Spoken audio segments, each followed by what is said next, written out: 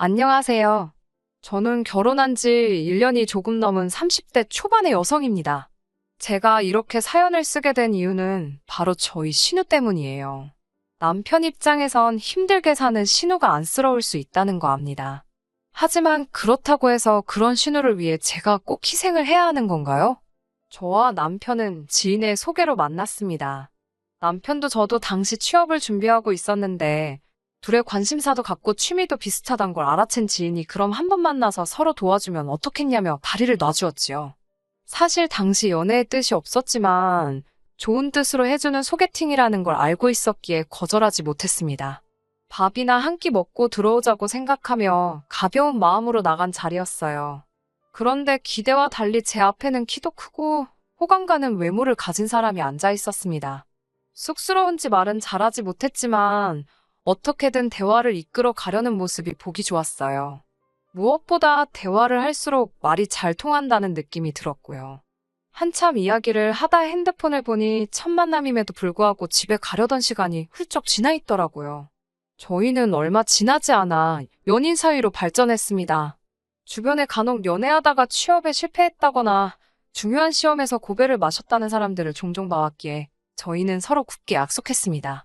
둘 중 한 사람이라도 취업에 실패하면 이 관계는 오래 갈 수 없는 만큼 최선을 다해서 일자리를 구하자고요. 하지만 안타깝게도 그 이듬해 저는 취업에 성공했고 남편은 실패했습니다. 실망하고 불안해하는 남편에게 제가 해줄 수 있는 것은 진심 어린 위로와 충분한 서포트뿐이었어요. 남들 눈에는 어떻게 보였을지 모르지만 객관적으론 충분하지 못했을지도 모르지만 제 나름대로 최선을 다해서 남편을 응원했어요. 그리고 제 정성이 하늘에 닿았는지 남편도 결국 얼마 지나지 않아 취업에 성공했습니다. 남편은 이 모든 게 제 덕분이라며 앞으로 평생 절 행복하게 해주겠다고 약속했어요. 그때만 해도 저는 남편이 저랑 정말 결혼을 하고 싶어 한다곤 생각지 못하고 단순히 연인 사이에서 조금 오버하는 그런 인사라고 생각했지요. 하지만 얼마 후 사귄 지 약 2년쯤 되었을 무렵이네요. 하루는 남편이 저에게 처음 만났던 카페에 가자며 졸라대더라고요. 그리고 그곳에서 저에게 결혼하자며 정식으로 프로포즈를 해왔어요. 비록 제가 꿈에 그리던 그런 프로포즈는 아니었지만 남편의 진심이 느껴졌기에 저도 기쁜 마음으로 그러자고 했습니다. 결혼 이야기가 본격적으로 오가면서 남편의 가족을 만나게 되었습니다. 남편은 시부모님과 함께 살고 있었고 위로 2살 많은 누나는 이혼하고 지금은 2아이를 키우며 시댁에서 1시간 거리에 살고 있다고 하더라고요. 시댁에 처음 인사를 드리러 가는 날이었습니다. 남편은 신우가 저를 너무 궁금해했다면서 신우도 시댁에 와 있을 거라고 알려주더라고요. 시부모님 2분만 뵙는 것도 충분히 부담스러운데 신우와 조카들도 와 있을 거라고 하니 2배로 긴장되는 것 같았어요. 그래도 피할 수 없다면 즐기라는 말처럼 어차피 한 번은 거쳐야 하는 관문이었으니 최대한 잘 보이고 오자고 생각했습니다. 시댁은 서울 외곽 동네의 연립주택이 밀집한 곳이었어요. 골목에서도 끝쪽에 위치한 약간은 녹이 쓴 파란 현관을 들어서 정면에 보이는 2층이 시부모님이 거주하시는 곳이었습니다. 솔직히 말해서 한눈에 봐도 시부모님이 경제적으로 여유로우신 분들은 아니라는 걸 알 수 있었어요. 돈이라는 게 물론 주머니 다 털어보기 전까지는 모른다지만요. 신우 애들도 온다는 소리를 들었던지라 화과자 대신 아이들도 좋아할 법한 케이크와 시부모님 드실 과일을 사들고 갔어요. 현관에 들어서면서 남편이 이건 어디다 둘 거냐며 제가 사왔다고 웃으며 말하는데 신우가 힐끗 쳐다보더니 부엌에 가져다 놓으라고 하더군요. 고맙다는 말을 듣자고 사온 건 아니지만 인사치레라도 잘 먹겠단 말 한마디는 할 수 있는 거 아닌가요? 첫인사도 나누기 전에 신우의 무례한 모습을 보곤 마음이 확 상하더라고요. 그렇지만 처음 인사드리러 온 상황인 만큼 저도 최대한 껄끄러운 분위기는 만들고 싶지 않아서 최대한 나를 세우지 않으려고 했습니다. 신우는 5살 난 아들 하나와 7살 난 아들 하나를 키우고 있었는데 둘이 어찌나 정신없게 뛰어다니는지 혼이 쏙 빠질 지경이었습니다. 부엌에 계시던 시어머니께서 나와서 거실 상황을 보시더니 저더러 애들이 한참 뛰어다닐 나이라 그렇다며 금방 식사 준비되니까 조금만 참고 기다리라 하셨어요. 그런데 신우가 뒤따라 나와서는 저를 보더니 어이없다는 표정을 하곤 다시 부엌으로 들어가더라고요. 황당해서 제가 남편에게 내가 뭐 잘못한 거냐고 물으니 남편이 어머니도 누나도 부엌에 있으니까 저도 가서 거드는 신용이라도 하면 어떻겠냐는 거예요. 그러면 분명히 두 사람 다 절 좋게 볼 거라나요? 생각지도 못한 남편의 말에 황당해서 제가 난 오늘 손님으로 온 거라고 하니까 그렇지만 곧 한 가족이 될 거니까 좋은 이미지를 남기면 좋지 않겠냐고 또 저를 설득하려 들더라고요. 결국 남편이 성화에 모시겨 부엌으로 가니 신호가 다 끝났는데 뭐하러 왔냐면서 부르면 오랍니다. 어찌나 빈정거리고 사람 비윗장을 상하게 하던지요. 막말로 제가 시부모님께 인사드리러 왔지 지한테 인사드리러 왔나요? 정작 시부모님은 한마디도 안 하시는데 지가 윗사람 노릇을 못해서 안달이 났더라고요. 저도 짜증이 나서 그럼 식사 준비 다 되면 불러달라 하고 거실로 돌아왔습니다. 뒤통수에서 신호가 어이없다며 시근덕거리는 소리가 들리더라고요. 첫 만남부터 왜 저한테 그렇게 적대적인지 도통 이유를 알 수가 없었습니다. 신우와의 신경전을 제외하면 모든 것이 완만하게 흘러갔습니다. 시부모님은 두 분 다 저에게 난처하거나 불편한 질문은 하지 않으셨어요. 제 출신 학교와 직장을 물어보시곤 꽤 흡족한 표정이셨고요. 친정부모님이 무슨 일을 하시냐고 물어보셔서 공업사를 한다고 말씀드렸습니다. 친정아버지가 공업사 대표시고 남동생이 그 일을 물려받기 위해 배우는 중이거든요. 친정아버지께서는 14살의 어린 나이에 서울로 올라오셨대요. 다른 주변 또래들이 중고등학교에 진학하고 몇몇은 소위 대학물까지 먹었지만 당신은 집이 너무 가난하여 기술을 배우는 것 말고는 선택지가 없었다 하셨습니다. 어린 나이에 온몸으로 부딪히고 넘어져가며 지금에 이르신 말 그대로 자수성가하신 분이 저희 친정아버지세요. 그런 아버지 덕분에 저는 비교적 유복한 환경에서 자랄 수 있었고요.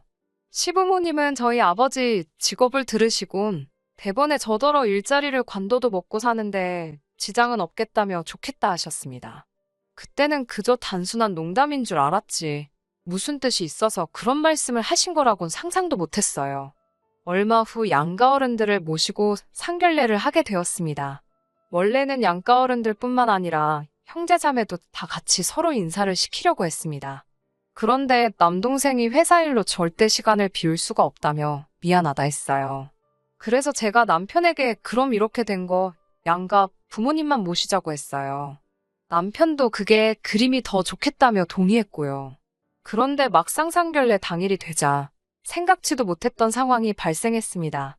저희 가족도 남편도 시부모님도 아닌 신우가 제일 먼저 애들을 데리고 상견례를 하기로 예정된 식당에 도착해 있더라고요. 그것도 혼자가 아니라 그 정신사 나온 두 아들까지 달고 나왔더군요. 황당해서 제가 남편한테 이게 무슨 상황이냐고 물었더니 남편이 자기도 몰랐다며 신우에게 물어본다고 가더군요. 그러더니 곧 돌아와서는 한다는 소리가 애들이 맛있는 거 사달라는데 마침 저희가 상견례 한다고 해서 왔답니다. 수저만 몇 개 더 놓으면 되는 거니까 상관없지 않냐는 신우의 어이없는 말에 바보 같은 남편이 알겠다고 했다는 거예요.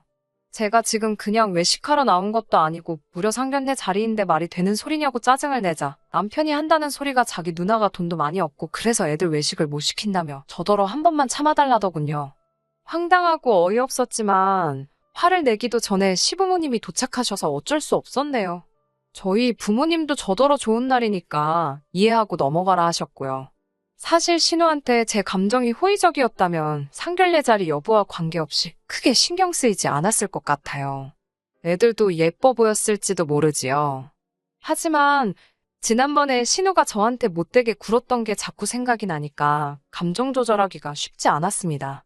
다행히 상견례는 큰 문제 없이 잘 끝났습니다. 이미 남편과 제가 각자 그동안 모은 돈에 약간의 대출을 더해서 신혼생활을 시작하기로 얘기가 끝난 상황이었고 양가 어른들에게도 그렇게 말씀드렸기 때문에 서로 민감할 수 있는 대화는 피할 수 있었거든요. 솔직히 친정부모님은 딸이 시집 간다고 하니 남부럽지 않게 해주고 싶어 하셨어요.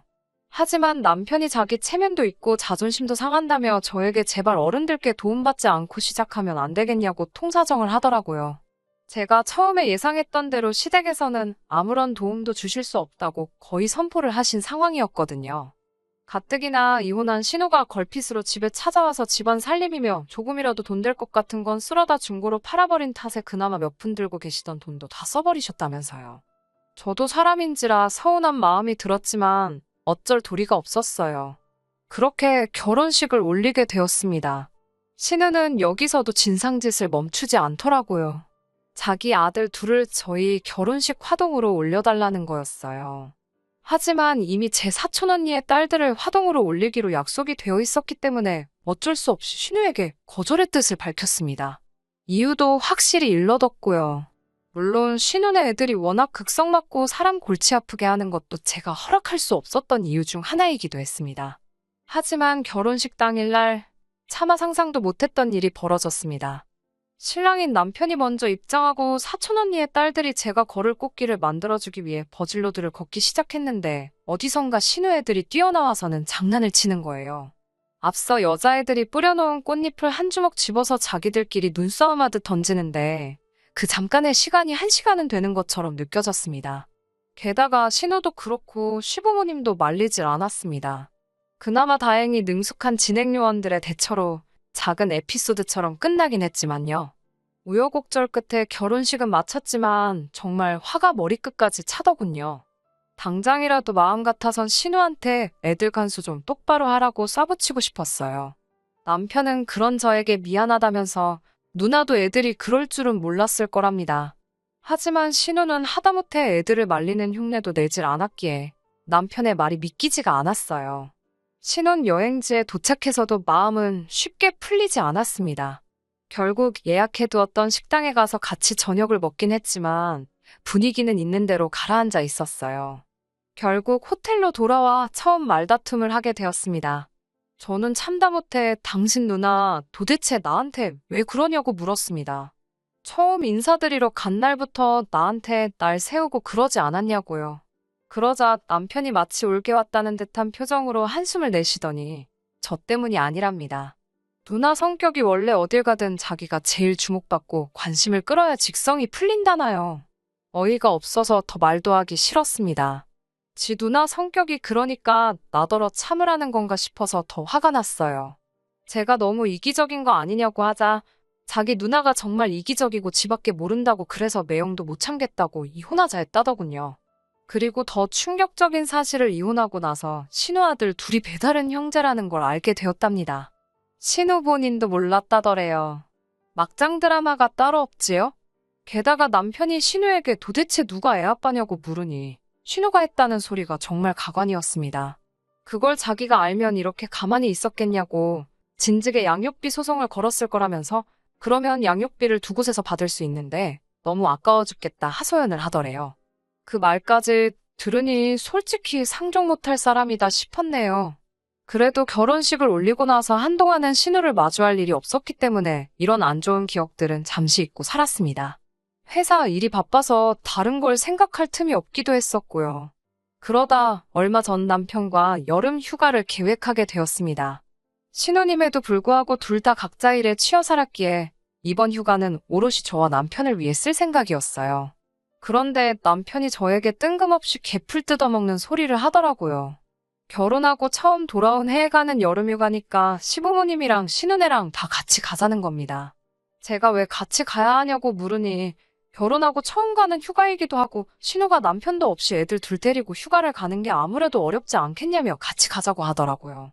제 입장에서는 이렇게 되면 이건 휴가가 아니고 또 다른 일거리를 회사 밖에서 마주하는 거랑 똑같잖아요. 남편에게 싫다고 했어요. 당신만 다녀오고 난 집에서 혼자 쉬고 있겠다고요. 남편은 그래도 그건 아니지 않냐며 시부모님도 저를 보고 싶어 하실 거랍니다. 결국 남편의 끈질긴 설득 때문에 올해 여름휴가만 같이 가는 걸로 합의를 봤습니다. 정말 짜증났지만 이 약속만 제대로 지켜졌더라도 제가 이 집구석과 상종을 말아야겠다는 생각은 안 했을 겁니다. 남편은 뭐가 그렇게 신이 나는지 어디서 7인승 자동차까지 빌려와가지고는 휴가 전날부터 콧노래를 부르고 다니더라고요. 그마저도 얼마나 듣기 싫고 꼴보기가 싫던지요. 제가 남편에게 결혼 전에도 시부모님하고 누나하고 여행 다니고 그랬냐고 물으니 그런 적은 없대요. 하지만 이제 결혼도 했고 같이 다녀야겠다는 생각이 들었답니다. 부모님 앞으로 사셔야 얼마나 더 사시겠냐면서요. 정말 하고 싶은 말이 많았지만 꼭 참았습니다. 휴가만 갔다 오면 두고 보자였거든요. 휴가 당일 오전 신우에게 전화가 걸려왔습니다. 원래는 저희는 시부모님만 가는 길에 모시고 가서 신우네랑 펜션에서 만나기로 했었어요. 그런데 갑자기 자기들도 와서 태우고 가랍니다. 차가 퍼졌다나요. 신우네랑 시부모님 댁이랑 저희 집이랑 펜션이랑 전부 다 방향이 중구난방이라 또 머리가 지끈거리기 시작했습니다. 남편은 괜찮다며 자기가 운전할 테니 저는 신경 쓰지 말래요. 기왕 가기로 한 거 좋은 마음으로 가자 몇 번을 스스로에게 상기시켰는지 몰라요. 그렇게 시부모님을 먼저 모시고 신우네로 향했습니다. 그리고 정말 상상도 못했던 상황에 저는 기절해 돌아가시는 줄 알았어요. 신은에 도착해서 현관 벨을 몇 번을 누르는데도 아무 반응이 없는 거예요. 안에서 분명 애들이 뛰어다니고 시끄럽게 하는 소리는 나는데 말이지요. 그때 현관이 딱 열리더니 애들이 얼굴을 삐축 내밀어요. 그리고 뭔 종이 한 장을 저희에게 줍디다. 거기엔 애들 좀 잘 부탁한다는 말과 함께 돈 5만 원짜리 한 장이 있었어요. 황당하고 어이가 없어서 남편이 전화한다는 걸 제가 신우한테 전화를 걸었습니다. 신우가 전화를 받더니 자기는 사정이 생겨서 같이 못 가게 되었다며 애들만 좀 부탁한다는 거예요. 제가 무슨 일이 생겼냐고 물으니까 자기가 그런 것까지 저한테 일일이 보고해야 하냐고 화를 내더군요. 곧이어 신우가 지 맘대로 전화를 끊어버렸고 남편에게 제가 따졌습니다. 이게 무슨 상황이냐고. 그러자 남편이 우물쭈물하더니 자기 누나가 남자친구가 있는데 아마 둘이 여행 간 것 같답니다. 그러면서 기왕 이렇게 된 거 애들만 데리고 갔다 오자는 거예요. 제가 미친 거 아니냐고, 애들 엄마도 팽개치고 간마당에 우리가 왜 애들을 데리고 여행을 가냐고, 그러다 무슨 일이라도 생기면 그 원망을 어떻게 들으려고 그러냐고 저는 못 간다고 했습니다. 그러자 남편이 갑자기 저한테 큰 소리를 내면서 너는 같은 여자면서 우리 누나가 어떻게든 살려고 발버둥 치는 게 안 보이냐고 따집니다. 자기는 마음 같아선 애들을 자기 호적에라도 올리고 누나가 자기 인생을 되찾으면 좋겠답니다. 그러더니 휴가 안 갈 거면 가지 말라더군요. 자기가 애들 데리고 간다고요. 어처구니 없는 남편의 행동에 황당해서 그러라 했습니다. 너가 애들 아빠 노릇하라고 나는 그렇게는 못한다고 받아쳤어요. 설령 100번 양보해서 애들 때문에 휴가를 못 가서 속상하면 나한테 정중하게 부탁을 했어야지. 이런 식으로 꼼수 쓰는 거 나는 못 봐준다 했습니다. 남편은 저더러 진짜 독하다면서 애들이 제 친족하여도 그랬겠냐며 사람 다시 봤다 그래요. 계속되는 남편의 억지에 더는 상종할 이유를 찾을 수가 없었습니다. 저는 마음대로 생각하라 하고 그 자리에서 택시를 불러 집으로 올라왔어요. 집으로 올라왔는데도 분이 안 풀리더라고요. 그렇지만 똥이 무서워서 피하나요? 더러워서 피하지. 아무리 생각해도 남편하고 더 살다간 신우 뒷수발이나 들게 생겼다 싶었습니다. 저는 남편에게 문자로 헤어지자고 남겨둔 뒤 제 짐을 챙겨 친정으로 향했습니다. 전셋집이 제 이름으로 계약이 되어 있었던 상황이었기에 결혼할 때 들어간 돈을 회수하는 건 어렵지 않겠다 싶었어요. 이런 순간에 머릿속에선 숫자 계산을 하고 있는 제 자신에게 조금 놀라기도 했고요.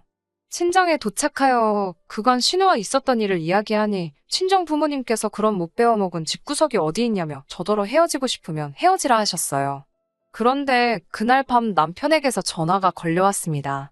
한다는 소리가 펜션에 못 가고 그냥 집에 왔다는 거예요.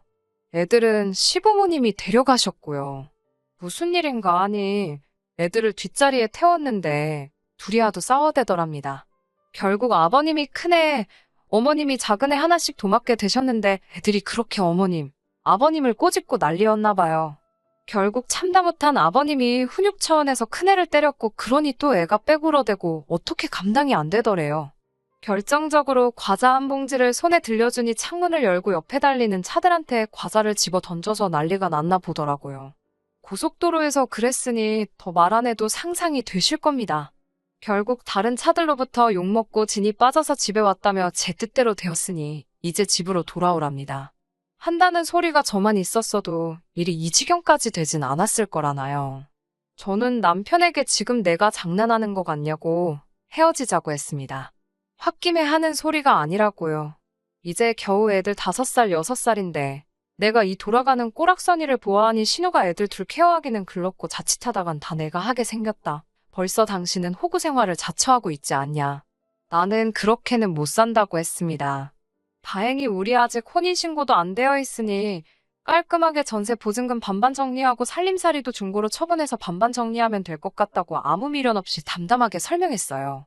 그러자 남편도 제가 진심이라는 걸 알았는지 애들이 좀 크면 그러겠냐고 저더러 너무 당장 기분에 취해서 돌이킬 수 없는 실수를 하지 말랍니다.